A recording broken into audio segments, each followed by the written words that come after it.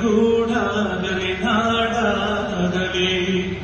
ಕಟ್ಟೋಕೆ ನಾನಾ ದಿನ ಕೆಡವೋಕೆ ಮೂರೇ ದಿನ ಹರಸಿದರು ಮುನಿಗಳು ಗಳಿಸಿದರು ಕವಿಗಳು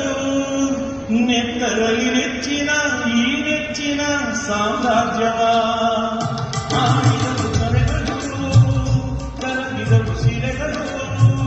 ತುಂಬಿದರು ಎಲ್ಲೆಲ್ಲಿ ಕನ್ನಡ ಅಭಿಮಾನವ ಕನ್ನಡ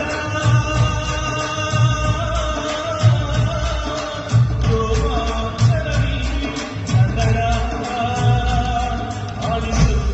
ಕೇಳಿಸು ಪ್ರೀತಿಸು